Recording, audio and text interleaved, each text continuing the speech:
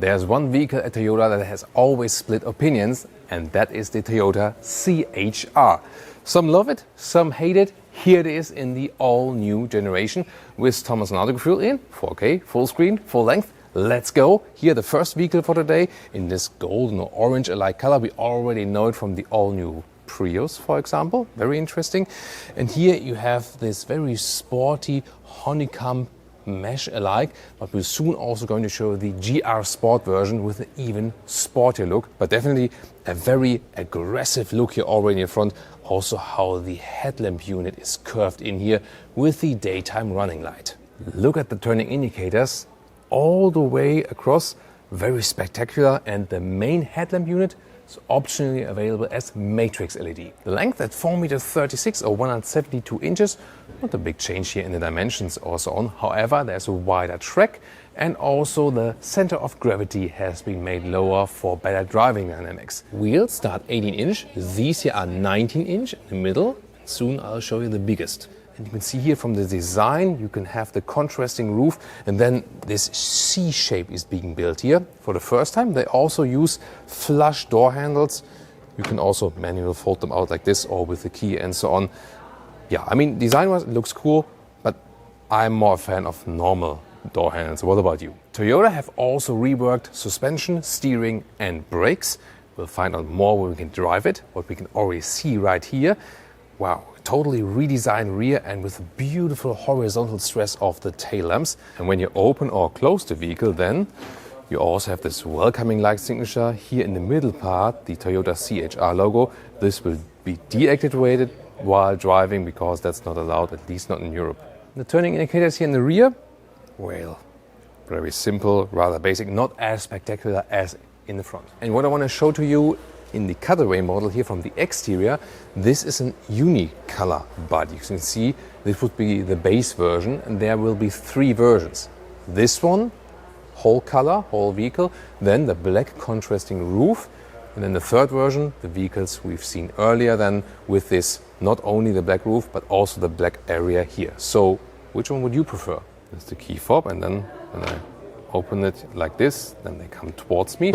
Door closing sound is not good, honestly.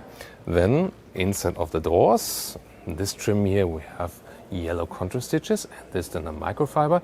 Here inside of the doors in the front, it's somewhat soft touch and also with a nice structure. New and more sustainable materials also for the steering wheel, animal free now, and the same durability testing methods are being applied, and Toyota says it is even more durable than the animal leather. Very interesting.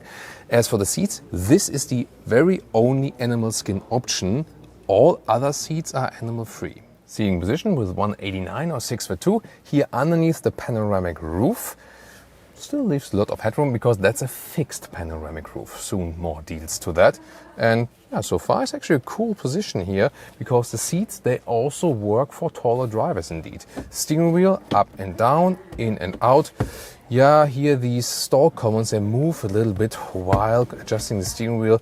It might be because of the early prototype phase. It might be not. We'll find out then when we can drive the car if that stays that way. And here we can see the fabric seats. They are already in the sporty seat form basically, but then it's a different fabric grade. A little bit higher up the middle trim, you get a different fabric than on the inside here, for example, some contrast stitching. And this is then a higher grade. Here you have microfiber applications, leatherette applications, really soft, and then let's say a stronger fabric on the middle part. So all choices look quite cool, but of course this one looks the fanciest. Pretty cool design detail here, these turbine vents. Yeah, that looks fancy, doesn't it? But controlling them opening and closing, that feels a little bit off. Interior cockpit overview. Here the steering wheel still has real buttons, I like that.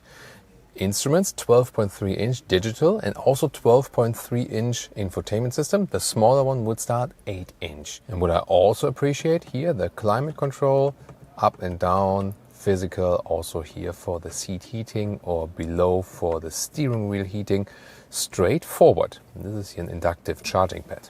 In the middle console, here these cup holders are not adaptive. This is the shifting lever, classic as we know it. It has this step design still like this. Driving mode selector, and then you can lift up this. Well, let's not entirely hard at least, and here underneath USB-C charging. Rear mirror is either a standard one, or you can have this rear view camera with an additional camera at the top. At the moment you see only wide studio. Instruments, you can pick between 3 different main styles. Here, for example, this analog view, so to speak, or then this more classic double analog view. On the left side you can see more of the recuperation, or as we've seen initially, this more reduced view like this. Let me get that. There we go. That's right. And the CHR also now features a head-up display. Infotainment system, the software is held pretty simple actually. Here there's an energy flow meter when the car is running, and it also features a car internal GPS. It's also more responsive and better usable than before. However, most use cases will be Apple CarPlay and Android Auto, both wired or wireless is available. And here's the optional JBL sound system, and that has a nice punch considering it's a compact vehicle. We now also find ambient lighting in the Toyota. You can even adjust the color.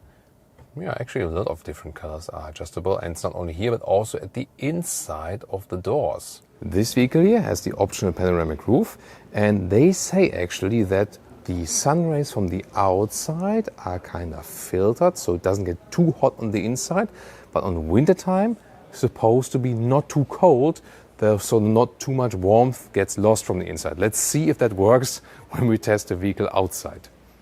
The rear, yeah, has always been critical with the CHR. It's a compact or small SUV or crossover, and instead of the doors in the rear here, that is then hardpack then in this case.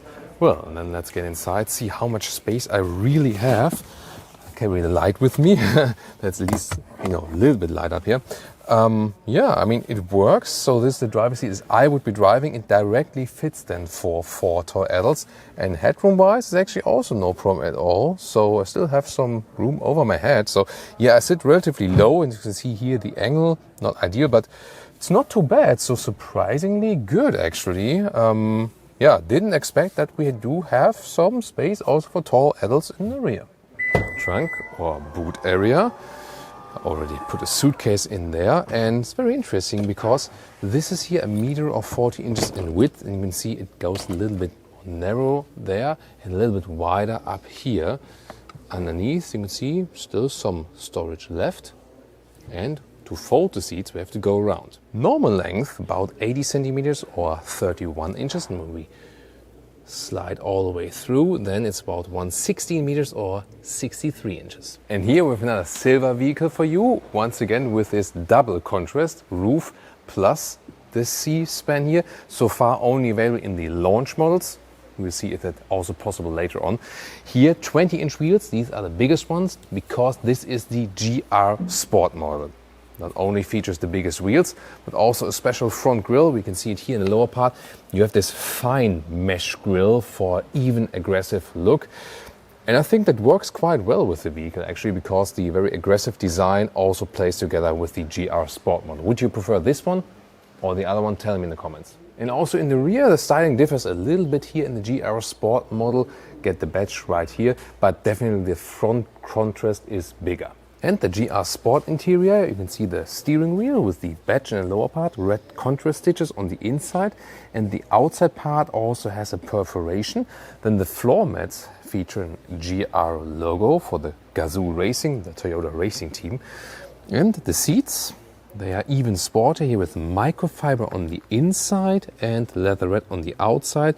This is also all animal-free, the seat. And by the way, everything in fabric is 100% recycling. Here the microfiber is like 3/4 of recycling share. And definitely both the fabric and also here the microfiber seats, they are more comfortable than the one animal skin option because the surface is softer, the very surface, it adapts more to your body. And also you have a better grip basically here. So yeah, this GR interior is really cool. I actually would prefer that one.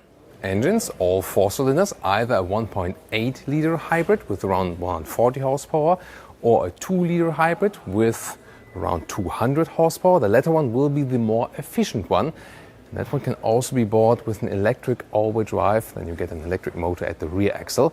And then there will be the plug-in hybrid version, also 2 liter of displacement, then with 220 horsepower. That one then gets a new, bigger battery, 13.8 kilowatt hours gross figure, however, and we expect a real-world pure electric range of around 50 kilometers or 30 miles. And as for battery placement, very interesting here in the cutaway model, this is the plug-in hybrid, and there you can see you have the battery in the lower central part of the vehicle that will also affect the driving dynamics. And when you have the built-in hybrid, then the battery is placed right here, not that centralized. However, Toyota says that it will not influence the height of the seat bench. It's supposed to be the same, both inward hybrid and the plug-in hybrid.